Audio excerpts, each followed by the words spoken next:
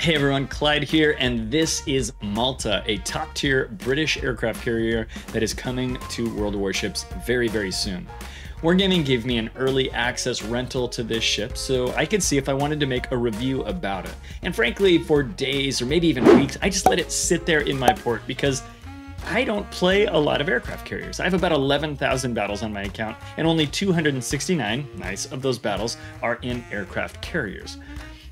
In fact, 10% of those 269 battles are old RTS-style CV battles from before the rework, so it's certainly not my preferred class to play.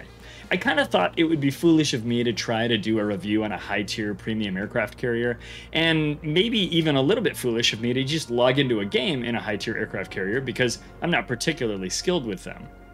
Then I had this thought.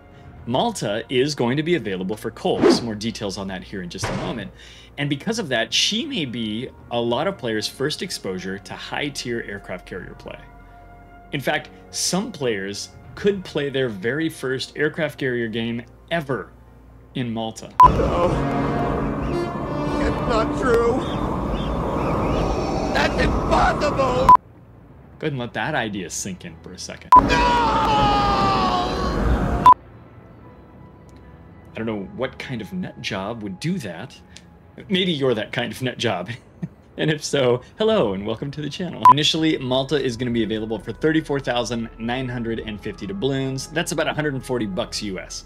It's also been announced that the ship will be available for 268,000 coal for those who are able to wait a short period. Now, I am a turbo cheapskate, and of course, I would recommend getting this ship for coal because it's a free ship if you get it for coal, and then you can leave your real money in your actual wallet. This way, you can spend that money on things that you actually care about, like chewing gum or baseball cards or hula hoops and jazz music.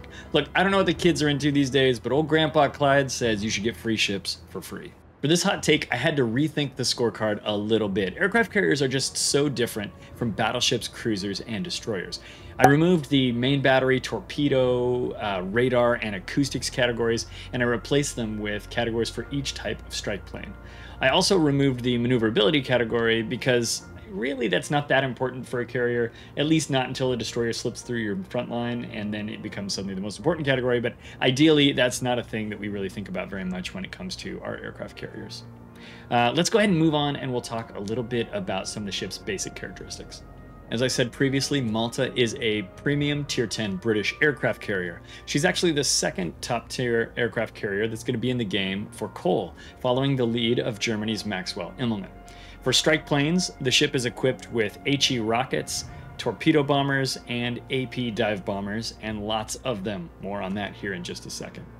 As she is British and premium, you would be able to reuse one of your other British commanders. So if you had a high-level commander on, say, your Daring or your Conqueror, you'd be able to move that commander back and forth between the premium Malta and her home Tech Tree ship, or their home Tech Tree ship, without any sort of penalties. I made a whole video about efficient commander leveling and allocation to ships, and if that sounds interesting, you should watch it after this video. I'll put a link up on the screen or in the description, or both. It is, I think, a pretty good video, and it's the most watched video on this channel, so hopefully you'll find it useful as well. Malta's permanent camouflage comes with two color options. The default color scheme is a rust-free gray with a blue flight deck, and the alternative is a blue with a green flight deck. Both colors are reminiscent of the camo schemes available for the Forrest Sherman, the US destroyer released earlier this year. Now, luckily, they aren't just two different shades of gray like we've seen on some other recent premium ships lately. Honestly, I'm not 100% sure why we're getting such a rash of boring stock camos on premiums in recent months, although I do have some theories. It can't cost that much to put a second color or some stripes on a ship, although I'm sure that there would be more art costs, development costs, and testing costs to do so. If this is a cost savings measure, they can't be saving that much money. Wargaming, if you're watching, come on, give us a little more flair. Hit us with them dazzle camos, baby.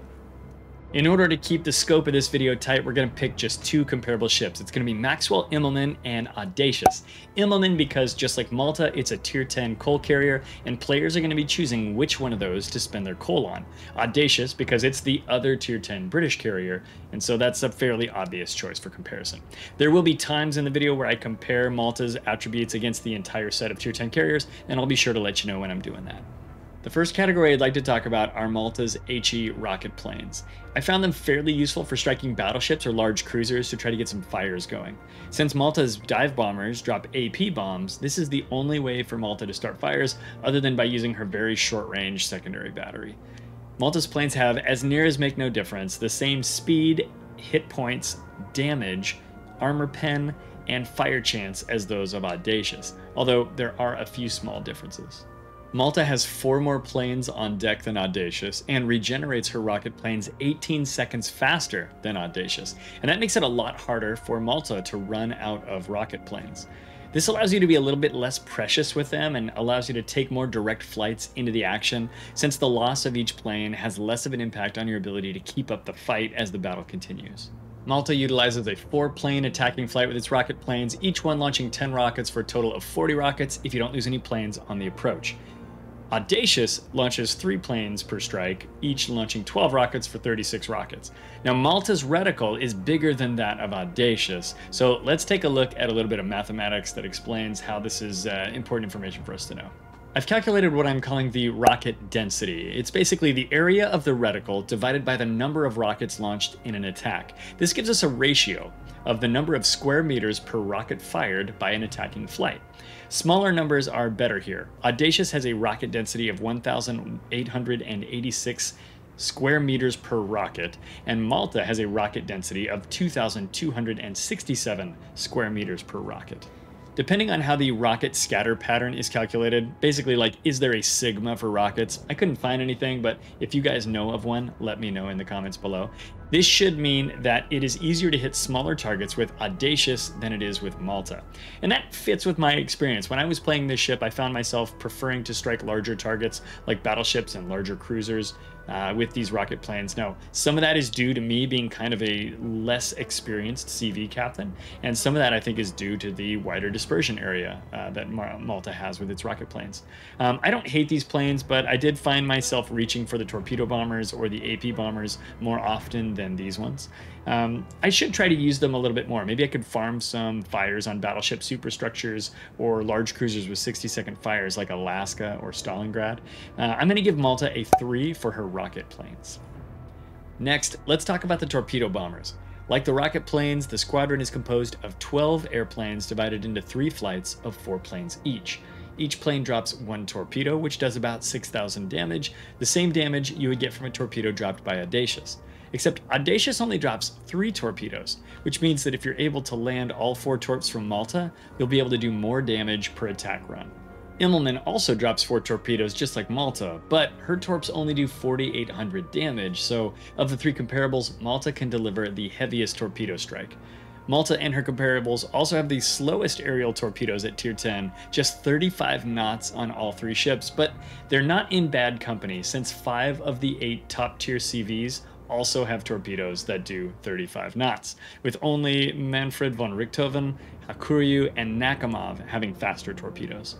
Malta's torpedoes also travel the shortest distance of any tier 10 carrier once dropped, just 2.4 kilometers, so you'll want to make sure that you drop them close enough to hit your target, and chasing somebody is almost a no-go. It's a pretty tall order.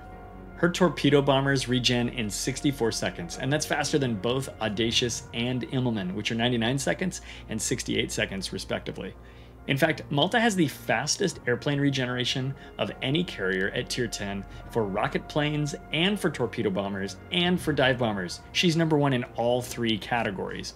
I played a bunch of matches in Malta, and I only found myself deplaned once, and that was a match where I was just chucking planes into the chipper shredder of my enemy AA over and over and over again because they would not separate from this big mass in the middle of the map. Because of this, it makes Malta very forgiving for a player who's maybe a little bit newer to CV play or less familiar with how to optimize and manage the number of planes on deck and the ones that you're sending out to do drops with. Overall, I found the torpedo bombers to be relatively easy to work with and the results pretty reliable, but that said, there wasn't anything particularly jaw-dropping about them. Don't worry, she's going to get credit for all that regen stuff a little bit later, but for the torpedo bombers themselves, I'm going to rate them as a 3. In my opinion, the dive bombers are the best planes Malta has to offer. Like the Tech Tree ships in the Royal Navy, these ones drop a lot of bombs, but unlike the Tech Tree ships, These ones drop AP bombs. Now, the AP pen on these bombs is only 109 millimeters, so you won't likely citadel any battleships, but it is easy enough to get pens on them, and cruisers should try to avoid them. Just dodge, I guess? Each of the 5 planes in an attacking flight drops 4 bombs for a total of 20. Every bomb can do a maximum of 4,300 damage, and that is the worst per bomb damage of any Tier 10 aircraft carrier, with both Midway and FDR's bombers doing more than twice that much damage per piece of ordnance. Now, while Malta's total damage per airstrike is going to be higher than FDR and Midway, it's actually more spread out because of the sheer number of bombs that are deployed by the airplanes. And that means that Malta will likely get more hits on a drop, but when piloted by an expert, Midway or FDR will likely exceed the damage caused by an expert Malta captain in almost every single case because of the tighter reticles and higher expected damage per bomb dropped. It is not uncommon to see consistent damage numbers between 10 and 12k in Malta, even with my unskilled approaches and drops with these bombers. But I suspect that a more experienced, more skilled CV captain could easily beat that number over and over and over again with these things. Malta has 23 such bombers on deck and a regeneration time of 51 seconds, which is ludicrously low. Both of these are the absolute best numbers of any Tier 10 CV in the game. So they have more planes and they regen faster than any other Tier 10 CV's dive bombers. And that makes this for a very forgiving experience for players who find themselves deplaned in other aircraft carriers at this tier. These dive bombers are pretty dang slow though. They only go 134 knots. This is faster than FDR's 119 knot planes and Midway's 131 knot airplanes, but they are far slower than Manfred von Richthofen's 174 knot dive bombers. I'm going to rate Malta's dive bombers a 5 because they are nearly constantly available, the damage potential is easy to realize in a consistent way, and they are just so fun to use. This to me is the absolute best attribute of Malta. Survivability and concealment isn't the most critical attribute of an aircraft carrier, but I did feel like it was still worth talking about, so I included this section. All Tier 10 CVs have a hit point total somewhere in the mid-60,000s. Malta's hit points sit at 66,600 hit points, and class-leading Midway is at 67,600 hit points. Hakuryu is at the bottom of the list with 63,100 hit points, so not a ton of variation there. One issue I had playing Malta more often than I would like to admit, or more often than I would like to have experienced is perhaps more accurate, was becoming spotted.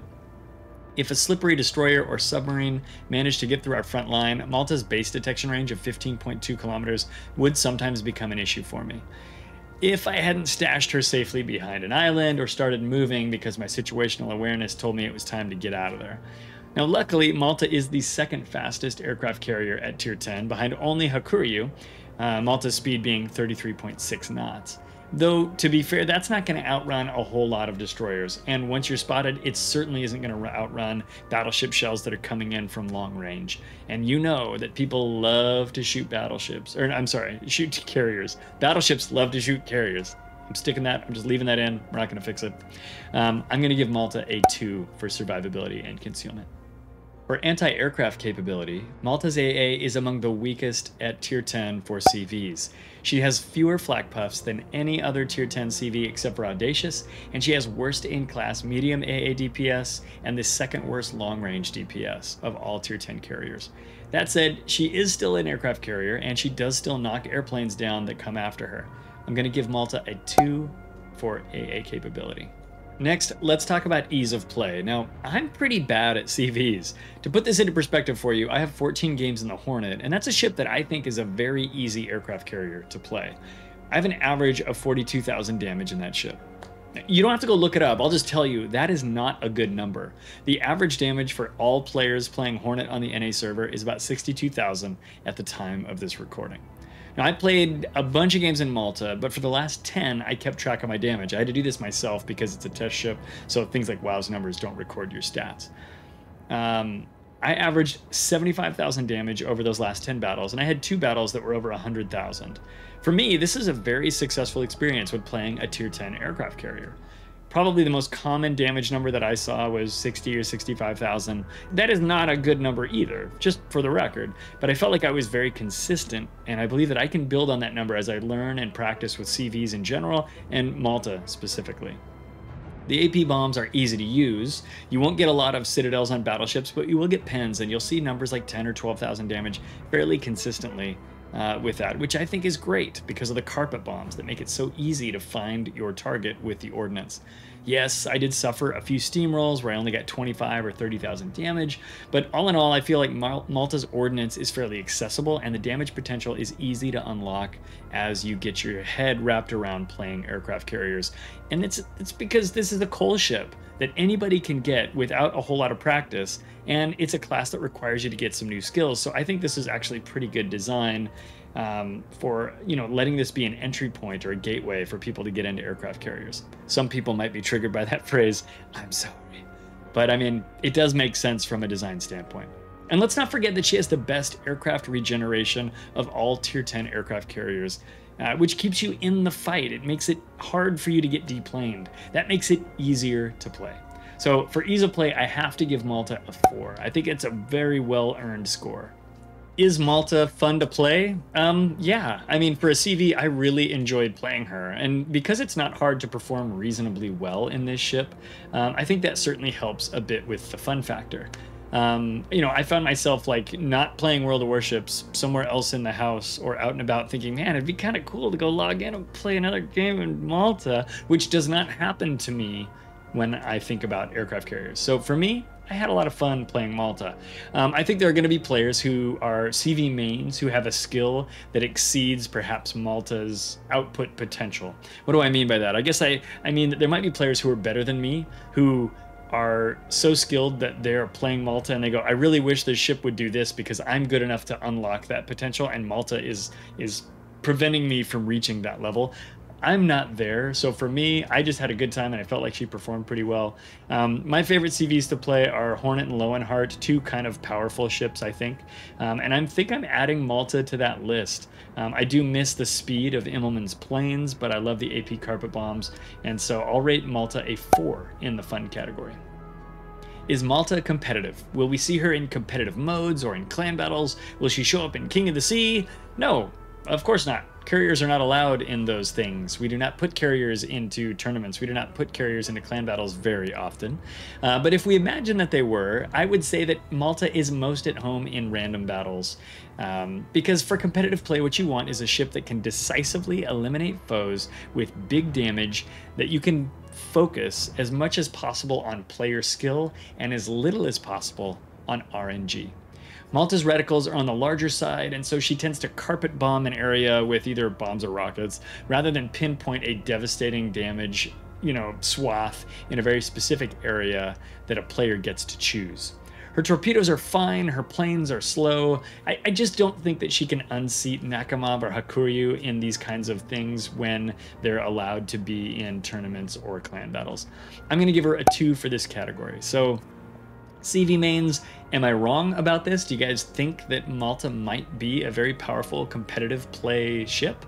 This is a category I'm not particularly confident in, aircraft carriers, so please hit me up with your comments down below on the video here. I'd love to hear what you think about this. Okay, let's talk about my captain build. The first skill I want to grab is Air Supremacy to reduce aircraft preparation time. Improved engines makes the planes go faster. Then we do Aircraft Armor, which reduces AA DPS. And then our first 4-point skill is Bomber Flight Control, which makes bombers go even faster. We really want those planes to get screaming around, and especially the bombers, because they're our favorite ordnance type on Malta. We also like Proximity Fuse, which makes the targets of your torpedo attacks take more damage, and Survivability Expert, which gives you 250 more hit points per aircraft, because this is a tier 10 carrier. If you are a little bit more comfortable dodging flak, I recommend going with Sight Stabilization, which gives you 7.5% more aiming speed for all of your ordnance types, and then going with Improved Engine Boost, that's a 1-point skill, which makes your squadron engine boost duration increase by 5%. If you're having a hard time getting through the flak and making your drops successful, if you're losing all of your airplanes on the approach, I recommend swapping out Sight Stabilization and Improved Engine Boost for Enhanced Aircraft Armor, which is a 4-point skill, which reduces your AA flak explosion damage by 25%. And that's just going to help you make sure you actually get the opportunity to make your drops if you're struggling with that. I think as you get better at carriers, you're going to want to swap that away for we call it sight stab, but sight stabilization and improved engine boost. But if you're just starting out with carriers, I recommend enhanced aircraft armor to get warmed up. Now, my captain builds for this ship involve the 3-point aircraft armor skill, which reduces AA DPS by 10%. And so you get bonus points if you can afford to use Andrew Cunningham, the British unique commander, which you can get in the armory for 175,000 coal, because he grants you 11.5% damage reduction instead of the standard 10% you'd get with a vanilla commander. For the upgrades, I recommend on Malta, go with Air Groups Modification 1. This gives you a 20% faster return speed after making a drop. Aircraft Engine Modification 1, which gives you a 10% increased speed boost duration. Aerial Torpedoes Modification 1, which increases your torpedo speed by 5%. Bomber Modification 2, which gives you 7.5% more bomber hit points. Flight Control Modification 1, which reduces your aircraft prep time by another 5% and adds 2 additional aircraft on deck. And then finally, Flight Control Modification 2, which gives you 5% more speed on all of your squadrons, which is a pretty dope upgrade. Well, thank you so much for watching, everybody. I hope that you enjoyed this video and you learned a little bit about Malta today. This was the first video I have ever done on an aircraft carrier on this channel, so I'm sure I've got a ton to learn. CV mains, help me out. What did I miss? What do I need to talk about in the future? Hit me up with your thoughts in the comments down below. If you'd like to get a Clyde Plays sticker, you can get them. They're at ClydePlays.com, and there's like 4 or 5 different designs, and probably more coming at some point. There might be some t-shirts and stuff there too. Listen, nobody has to buy any merch, but if you're interested, it's available. With all that out of the way, guys, thank you so much for watching. We will catch you in the next video. Until then, be nice, be cool, take care of each other, and we'll see you out there, captains. Bye. Decided that I would do that. Why? Am I 100 years old? Hey guys, Clyde here. What? How do you do this? How do you make YouTube videos? And maybe even more silly for me to even just log. It was a good take for a moment. Malta puts out more planes. What the f was that? That was almost good. That was almost a good take, Clyde. Good job for nearly making something that was worth a damn.